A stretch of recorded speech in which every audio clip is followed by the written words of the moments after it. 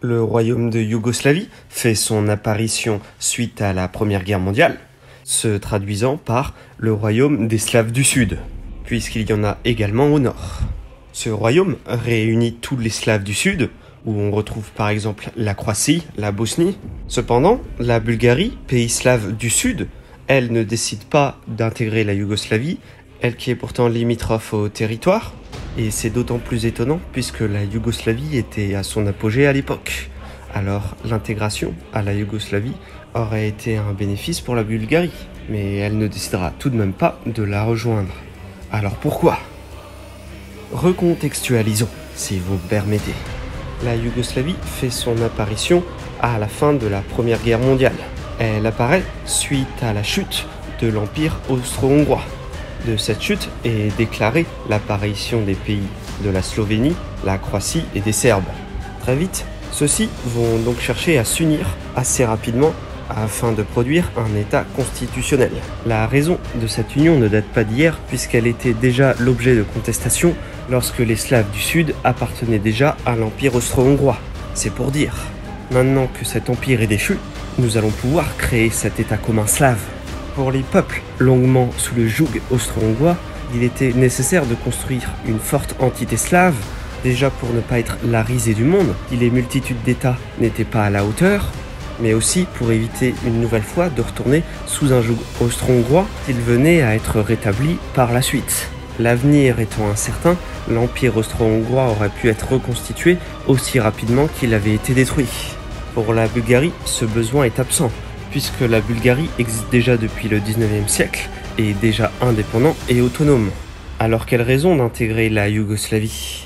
La Bulgarie existe déjà depuis 40 ans lors de la création de la Yougoslavie et qui plus est, souhaite représenter la Bulgarie médiévale ayant connu son autonomie il y a de cela des centaines d'années. Je pourrais même vous rajouter que la Bulgarie n'a pas du tout besoin de la Yougoslavie pour exister. Elle s'en sort très bien toute seule. Également, la Bulgarie a été en conflit récent avec les Serbes, d'où une relation très tendue entre les deux pays.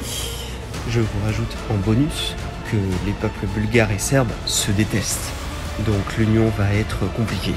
Les relations seront tellement tendues que ces deux pays seront encore en conflit lors de la Seconde Guerre mondiale. C'est pour vous dire. La Bulgarie viendra en aide à l'Axe afin d'envahir la Yougoslavie, ainsi y récupérer des territoires à l'ouest sur les territoires serbes, puis finalement retournera sa veste afin de combattre l'Allemagne nazie. Est-ce que c'était par sentiment anti-nazi ou par remarque que le régime nazi allait courir à sa perte ? Ça, c'est une question à laquelle je vous laisse répondre dans les commentaires. Je n'ai pas les connaissances nécessaires. Par la suite, la Yougoslavie ainsi que la Bulgarie seront sous le joug communiste.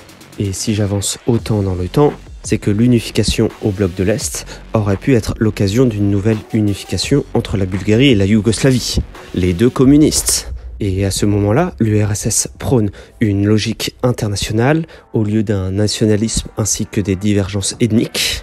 Et c'est à ce moment-là que nous avons tout pour que les deux pays n'en deviennent qu'un seul.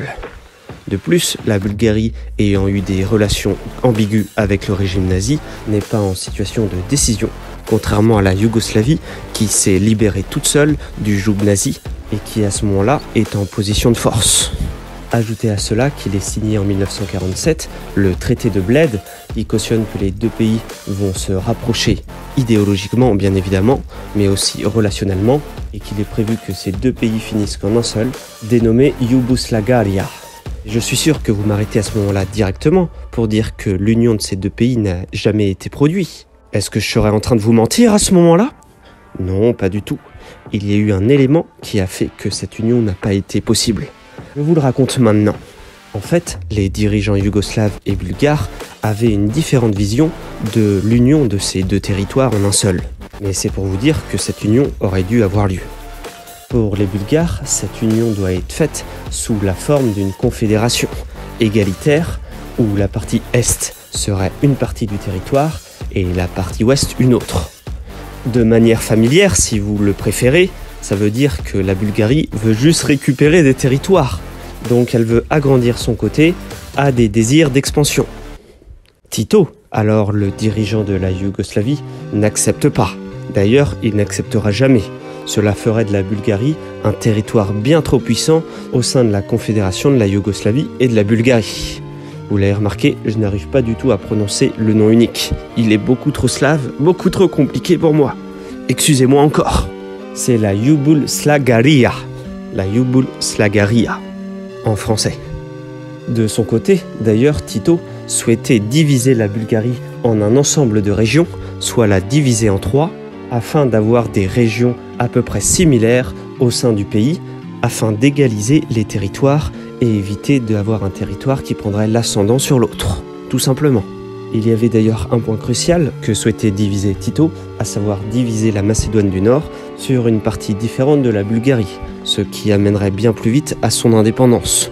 Voire au fil des décennies suivantes, la Bulgarie risquerait de perdre cette partie de la Macédoine.